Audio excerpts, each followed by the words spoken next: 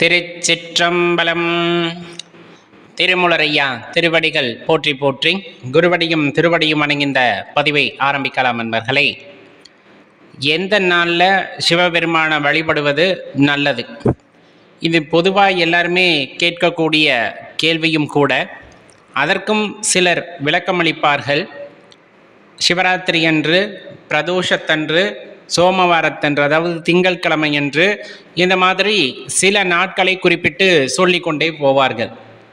இந்த நாளிலெல்லாம் சிவபெருமானை வழிபட்டால் வேண்டியது கிடைக்கும், நினைத்தது நடக்கும் என்றவாறெல்லாம் கூறுவார்கள். பொதுவாக சிவபெருமானை வழிபடுதல் அப்படிங்கிறது பொருளுக்காக வழிபடுகிறார்கள், தனது தேவைக்காக வழிபடுகிறார்கள். இந்த புற உலகிலே ஏற்படக்கூடிய இன்னல்கள், அதாவது தான் இன்னல்கள் என்று நினைக்கின்ற சிலவற்றிலிருந்து விடுபட விரும்புகிறார்கள்னா அவர்களுக்கு இந்த நாள், நட்சத்திரம், கிழமை இது எல்லாம் வேண்டும். ஆனால் சிவபெருமான ஆத்மார்த்தமாக சிவபெருமானே எல்லாம் என்று அவர்களை பொறுத்தளவு எந்த ஒரு நாமத்தை சொல்லி வழிபட்டாலும் அந்த இடத்திலே நினைவுக்கு வருவது ஐயனாக மட்டுமே இருக்கும். ஐயன் பெயரை மட்டும்தான் சொல்லுவார்கள். எந்த ஆலயத்துக்குள்ளே போனாலும் சிவபெருமானே அப்படின்னு தான் டக்குன்னு வாயில் வரும். அந்த மாதிரி இருக்கின்ற அடியார் பெருமக்கள் வேறு ஒரு தெய்வத்தையும் மனதிலே நினைக்காத அந்த ஒரு பெரும் பாக்கியசாலிகளுக்கு இந்த நாளும் நட்சத்திரமும் கோளும் எதுவும் கிடையாது அப்படிங்கிறதான் தெளிவாக தெரிஞ்சுக்கணும். இதற்காக ஆலயத்திற்கு செல்ல வேண்டுமா? சாதாரண வழிபாடு, சாதாரண மனிதர்களாக இருந்து வேண்டுவனவற்றை கிடைக்க வேண்டும் என்றால் ஆலயத்திற்கு போனால் ஒரு நம்பிக்கை வரும், கிடைக்கும். அதனால் அவங்க ஆலயத்திற்கு அந்த நாளில் போகணும். இப்போ அடியார் பெருமக்களாகிய சிவனடியார்கள் இருக்கிறார்கள் என்றால் அவர்கள் ஆலயத்திற்கு செல்ல வேண்டும் என்ற அவசியமே இல்லை. எந்த இடத்திலிருந்து, இருந்த இடத்திலிருந்து ஐயனை நினைக்கும் போது எந்த இடத்திலிருந்து நினைக்கிறீர்களோ அந்த இடமே வந்துட்டு ஆலயமாக மாறும். நீங்கள் மனதிலே நினைக்கும் போது அந்த இடமே கருவறையாக மாறும். அவ்விடத்திலே இறைவன் வந்துட்டு குடியேறுவார் அப்படின்னா அதில் மாற்று கருத்தே இல்லை. ஏன்னா சிவபெருமான் ரொம்ப எளிமையானவர். அந்த சிவம் அப்படிங்கிறது எல்லா இடத்திலும் நிறைந்திருக்கக்கூடியது தான்.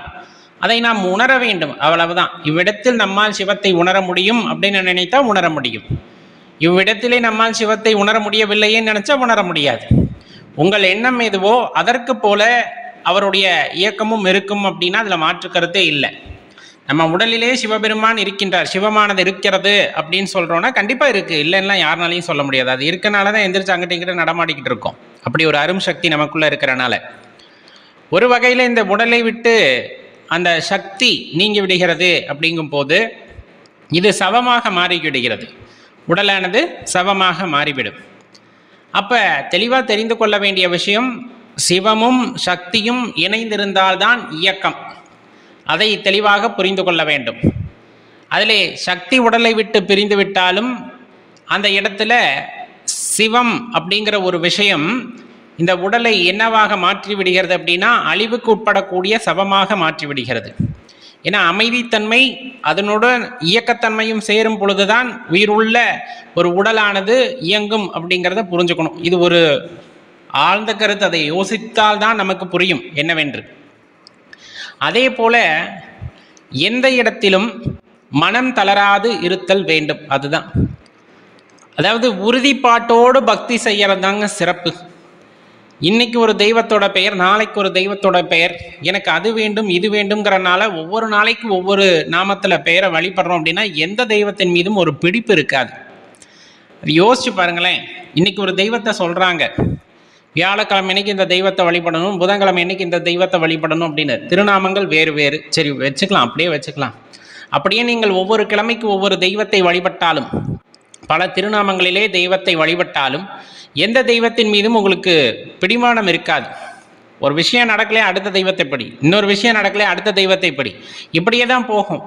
அப்போ அந்த தெய்வத்தை பிடித்தால் நமக்கு நினைத்தது நடந்து விடுமா அப்படிங்கிற கேள்வி கேட்டால் விதித்தது தான் நடக்குமே தவிர நினைத்தது நடக்காது.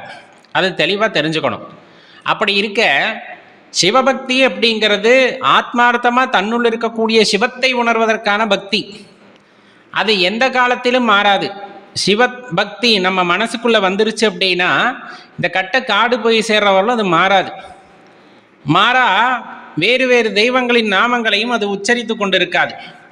பிடித்தால் ஒரே பிடி அப்படிங்கிற மாதிரி ஐயனை இறுக பற்றி கொள்ளும் அந்த பக்தி அப்படிங்கிற விஷயம் அது நமக்குள்ளே இருக்கா அப்படின்னு யோசித்து பார்த்தா கண்டிப்பாக இருக்குது. அப்படிங்கும் போது அது ஒரு உயரிய தன்மை, அது ஒரு உயரிய தன்மை. அது சொல்லப்போனால் அனைத்தையும் கடந்ததுன்னு வச்சுக்கலாமே. எது நடந்தாலும் அது சிவனுடைய செயல் அப்படின்னு போகக்கூடிய மனப்பக்குவம். நல்லது நடந்தாலும் அது சிவனுடைய செயல், கெட்டது நடந்தாலும் அது சிவனுடைய செயல். அட என்ன நடந்தாலும் சரிப்பா அது சிவபெருமானுடைய செயல்னு கடந்து போய்கிட்டே இருக்கிற மனது இருக்குல்ல, அதுதான் அப்படி விடாப்பிடிவாதமாக சிவபெருமானை பிடித்திருக்கும். மற்றபடி எது நடந்தாலும் இறைவனை திட்டக்கூடிய மனது அப்படிங்கிறது சிவபக்தராகவோ சிவனடியாராகவோ இருக்க முடியாது. காரணம், நன்மையோ தீமையோ இறைவன் ஏற்படுத்தி கொடுக்கின்றார். அந்த வழியிலே செல்லும் பொழுது கண்டிப்பாக அடுத்த கட்டம் நன்மையாகத்தான் இருக்கும் என்று கடந்து சென்று கொண்டே இருக்க வேண்டும். அந்த நிகழ்விலே நாம் அப்படியே நின்று விடுகின்றோம். இறைவன் என்னை சோதிக்கிறாரே, இறைவன் என்னை போட்டு படாத பாடு படுத்துகிறாரே அப்படின்னா இறைவனுக்கு அது மட்டுமே வேலை இல்லை. நம்மளை மட்டுமே சோதிக்கிறது, நம்மளுக்கு மட்டுமே கஷ்டத்தை கொடுக்கறது வேலை இல்லை. எந்த காலகட்டத்தில் உங்களுடைய பக்தியை இந்த உலகத்துக்கு எடுத்து காட்ட வேண்டும் என்று இறைவன் ஆசைப்படுகின்றாரோ, உங்கள் மீதே உங்களுக்கு நம்பிக்கை இல்லாத போது நீங்கள் அதீத பக்தியை வைத்திருக்கிறீர்கள் என்றாலுமே கூட அந்த பக்தியை வெளி உலகத்திற்கு காட்ட வேண்டும் என்று நினைக்கிறாரோ அப்போது சின்ன பரீட்சையானது இருக்கத்தான் செய்யும். ஏன்னா நெருப்பில் போடும்போது தான் தங்கம் கூட அந்த பொலிவை பெறுகிறது, இல்லைன்னா மாசு கலந்து தான் இருக்கும். நம்ம மாசு கலந்து இருக்கும். ஒரு சின்ன பரீட்சை எழுதும் போது நீங்கள் சொக்க தங்கம் அப்படிங்கிறத இந்த உலகம் புரிஞ்சுக்கும். அதுக்காக தான் சின்ன சின்ன கஷ்டம். அதுக்குன்ட்டு வாழ்க்கை முழுவதும் இறைவன் கஷ்டத்தை கொடுக்கிறார் என்ற அர்த்தம் அல்ல. அப்படி இறைவன் கொடுப்பதும் இல்லை. தெளிவாக தெரிந்து கொள்ள வேண்டிய விஷயம், அது வினை பயனின் காரணமாக நடக்கின்றது. நாம் வாங்கி வந்த வினை பயனின் காரணமாகத்தான் நமக்கு நடக்கின்ற நல்லதும் சரி தீமையும் சரி மாறி மாறி நடக்கிறது. அதையெல்லாம் கழிக்கும் பொழுது தான் அந்த வினை மூட்டை காலியாகும். மாற இந்த நிகழ்காலத்தில் சிவபெருமானை இறுக்கி நீங்கள் பிடிச்சிருக்கீங்க அப்படிங்கும் போது அது அந்த வினை பயனை கரைப்பதற்கு மிகவும் உதவும். சில இடங்களில் செயல்படாமல் இருக்கிறதே சிறப்பு. கண்டும் காணாமல் போய்விட வேண்டும் வாழ்க்கை.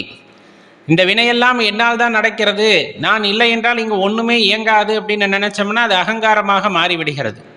அந்த அகங்காரமே ஒரு மனிதனுக்கு வினை பயனை அதிகரித்து கொடுக்கக்கூடியதாக அமைந்துவிடும். ஒன்றை தொட்டு ஒன்று செஞ்சுக்கிட்டே இருப்போம், என்னால் தான் செய்கிற எல்லாம் வினையை உண்டாக்கி கொண்டே இருக்கும். அதையெல்லாம் மூட்டையில் திருப்பி திருப்பி போய் சேர்ந்துக்கிட்டே இருக்கும். இது தேவையா நமக்கு?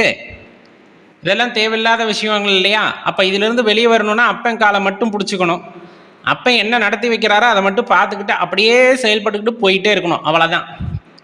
அதுக்கு காரணம் கற்பிக்கிறதோ இது இப்படி நடந்தது அப்படி நடந்ததுன்னு நினைக்கிறதோ இது நமக்கான வேலை அல்ல.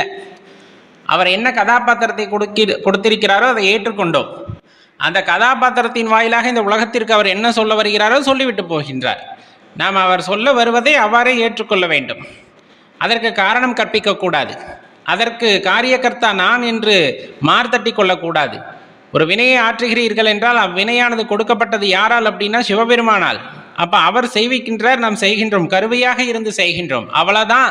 அப்படிங்கிறத புரிஞ்சுக்கிட்டு இந்த வாழ்க்கையை கடந்து போகக்கூடிய தன்மையை நாம் பெற்றுவிட்டோம் அப்படின்னாலே அது ரொம்பவும் சிறப்பான வாழ்க்கையாக மாறும். அப்படின்னா மாற்றுக்கருத்தில் கொஞ்சம் பொறுமையாக உட்காந்து யோசிச்சு பாருங்கள். இப்போ நம்ம சொன்னதை 1-2 முறை யோசிச்சு பாருங்கள், உங்களுக்கு உண்மை புரிஞ்சிடும். எல்லாமே சிவபெருமான். அவரை வழிபடுவதற்கு நாள் நட்சத்திரமெல்லாம் தேவையில்லை. எப்போ இறைவனை மனதால் ஏற்றுக்கொண்ட போது. எந்த திருநாமத்தையும் நாம் சொல்ல மாட்டோம், அவருடைய திருநாமம் மட்டும்தான் வாயில் வரும். எப்போ அவரை முழுதாக ஏற்றுக்கொண்ட போது. வாழ்க்கையில் நடக்கிறது எல்லாம் என்னால் என்று மார்த்தட்டி கொள்ள மாட்டோம். எப்பொழுது அவரை முழுமையாக ஏற்றுக்கொண்ட பொழுது. இல்லைன்னா எல்லாத்துக்கும் உரிமை கொண்டாடுவோம். என்னது என்னால், நான் இல்லைனா அப்படிங்கிற வார்த்தையெல்லாம் வரும். அதெல்லாம் போலியான வார்த்தை அப்படிங்கிறத தெளிவாக தெரிஞ்சுக்கங்க. சிவபக்தி மட்டுமே உண்மையானது, அவரை சரணடைதல் மட்டுமே உண்மையானது அப்படிங்கிறத தெரிஞ்சுக்கிட்டோன்னா வாழ்க்கை ரொம்ப இனிமையானதாக இருக்கும். கண்டிப்பாக அந்த வாழ்க்கையானது ஒரு அர்த்தமுள்ளதாக இருக்கும் அப்படின்னா அதில் மாற்று கருத்து இல்லை.